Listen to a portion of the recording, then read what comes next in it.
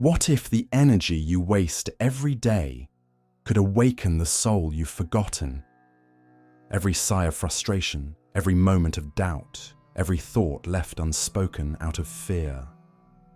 They're not just lost moments, they're lost currents, streams of power slipping away without you even noticing. But what if you could catch them? What if hidden in the spaces between your thoughts lies the key? Not just to more energy, but to remembering who you truly are. Edgar Cayce, a simple man with a quiet voice, once glimpsed what most of us miss. Energy is not just for survival, it's for awakening. And it's already moving through you right now. The question is, will you learn to listen before it's lost? Most people knew Edgar Cayce as an ordinary man, a farm boy from Kentucky with a soft southern accent, a humble spirit and no interest in fame or fortune. He did not build temples, nor did he preach from stages. He spoke quietly, often apologetically, as if burdened by visions too large for ordinary words.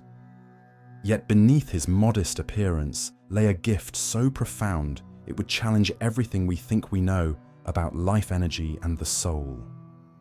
When Cayce entered his deep sleep states, what he called the condition, something extraordinary happened.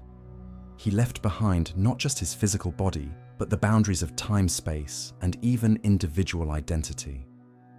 In that vast, luminous field beyond the waking world, Cayce discovered a truth that few dared to imagine. He saw that every human being carries within them an inner current, a living energy that shapes not just our bodies, but our destinies. It is not something we create, it is something we remember. This energy, Cayce realized, is the forgotten language of the soul, pulsing silently beneath our daily distractions and small fears.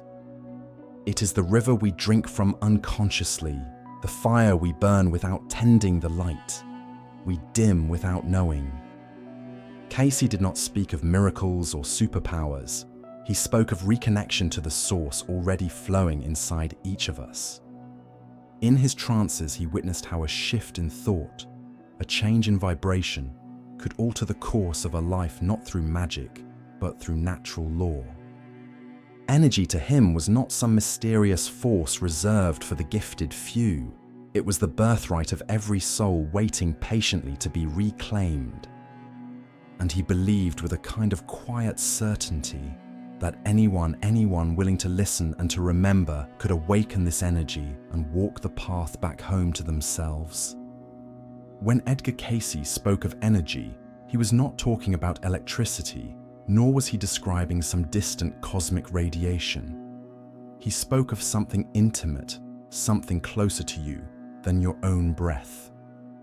To Cayce, energy was the invisible river that runs through every thought, every emotion, every choice you make, shaping your reality moment by moment.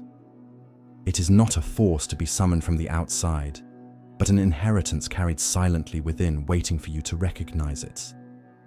He often described it as a vibration, a pulse that mirrors your state of being when you are anxious. It tightens.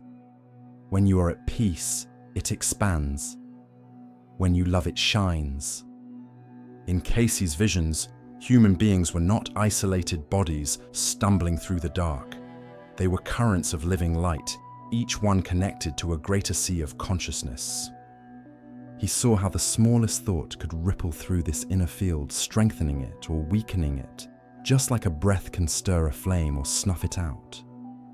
Every time you act with kindness, your energy brightens.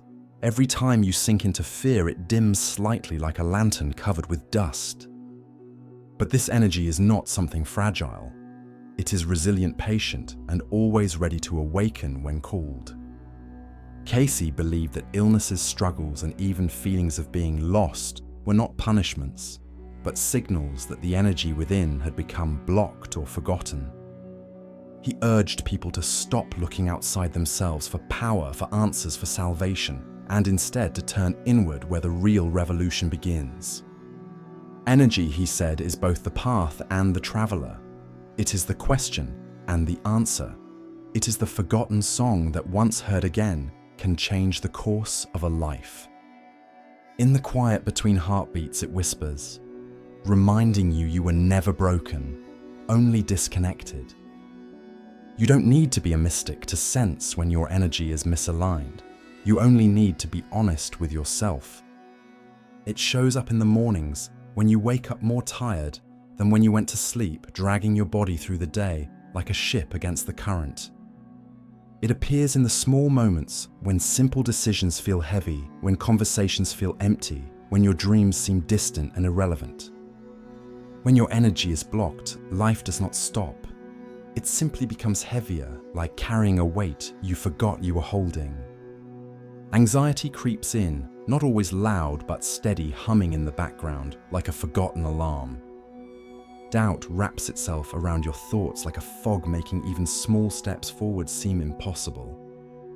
You start mistaking exhaustion for normalcy, believing that joy is something only others get to feel. You overthink, you hesitate, you lose yourself in endless distractions that promise comfort, but deliver only numbness. Sometimes it's not even sadness you feel. It's a strange blankness, an emptiness where passion used to live. You catch yourself scrolling through hours of meaningless noise, searching for something you can't even name. You feel irritable over small things, disconnected, even in the middle of a crowded room, isolated, even while surrounded by people who care. The world starts to feel too fast, too loud, too demanding, and somewhere deep inside a quiet voice whispers that you are falling behind. Not because you are weak, but because you are misaligned. Your body aches not from age, but from resistance. Your mind races not from brilliance, but from imbalance. And your heart, the oldest, bravest part of you, beats against a wall you forgot you built. These are not failures, they are invitations. They are the soul's way of tapping you on the shoulder, reminding you that somewhere along the way you stopped listening to the river inside you. And the beautiful thing is, it is never too late to remember. Edgar Cayce never spoke of complicated rituals or distant pilgrimages. He believed the greatest shifts happen through the smallest, most consistent acts of remembrance. One of the first practices he recommended was the simple power of conscious intention, the act of choosing your thoughts as carefully as you would choose the seeds you plant in a garden. He taught that a single thought repeated often enough carries a vibrational frequency that either lifts your energy higher or pulls it deeper into heaviness. By beginning each morning with a silent, deliberate affirmation of purpose, even as simple as, "I am light, I am growing," you start tuning your internal current toward clarity instead of chaos. Cayce also emphasized the healing force of brief, sincere meditation, not as an escape from life, but as a way to realign with it. Even 5 minutes of closing your eyes, breathing deeply, and imagining a soft light filling your chest like a sunrise behind your ribs could help cleanse stagnant energy and awaken your natural vitality. He said you didn't need a temple. Your body was already a living one, and every breath you took with awareness was a prayer.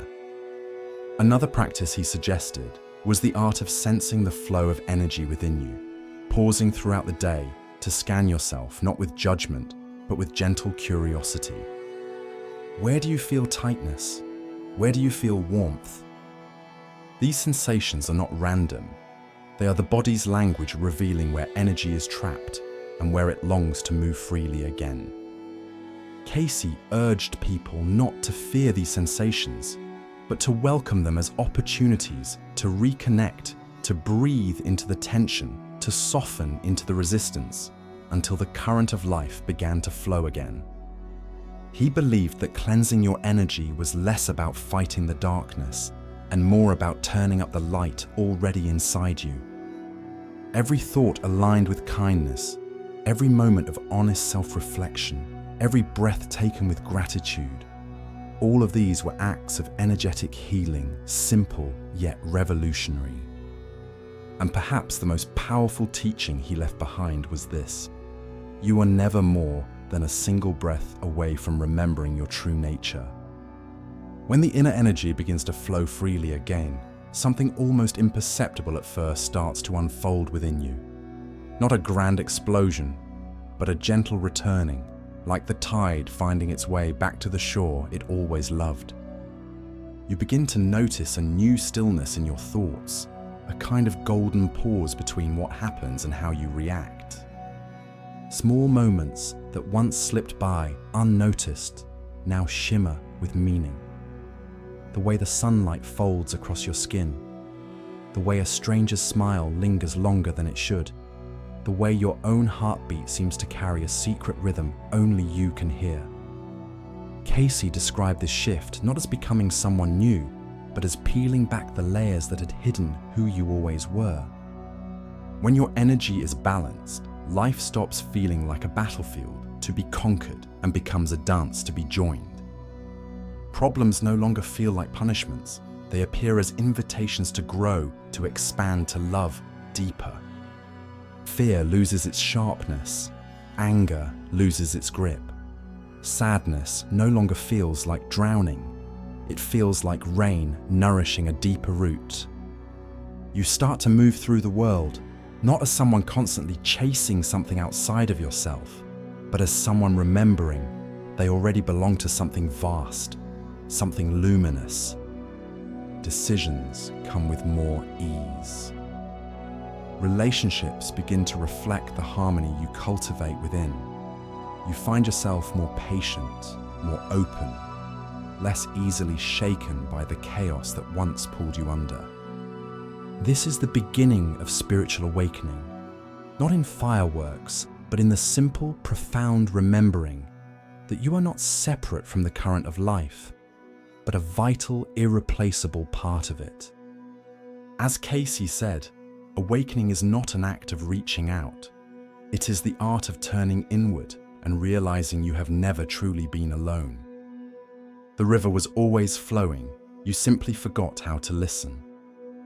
You are not just a body-seeking energy, you are energy-seeking remembrance. You are not the struggle, the tiredness, the forgotten dreams. You are the light that continues to flicker, even when the night feels endless. Every breath you take is not just survival, it is an ancient song trying to sing itself back into your memory. Every doubt you overcome, every fear you face, every small kindness you offer, they are all moments when your true energy rises to the surface and whispers, "I am still here." Edgar Cayce never claimed to have all the answers. He only asked us to remember what our hearts already know, but our minds have forgotten. You are not broken, you are becoming. You are not lost, you are on the journey of remembering what it means to be whole. The energy you seek outside has been breathing quietly inside you all along, waiting for the moment you choose to notice, not with force, not with striving, but with a soft turning inward, like finding a doorway hidden behind a tapestry you walked past 1,000 times. The soul does not shout, it waits. The river does not force its way, it flows. And you are closer than you think. In every heartbeat, in every breath, the universe hums your true name, and if you listen closely enough, you might just hear it calling you home. You are not chasing light, you are made of it. You are not searching for belonging. You are already woven into the fabric of existence. All that is asked of you is to remember not to achieve, not to perform, but simply to remember. And maybe by remembering who you are, you will help others remember too. The journey does not end here. It begins with a whisper, a breath, a willingness to say, "I hear you, I am here, I am ready."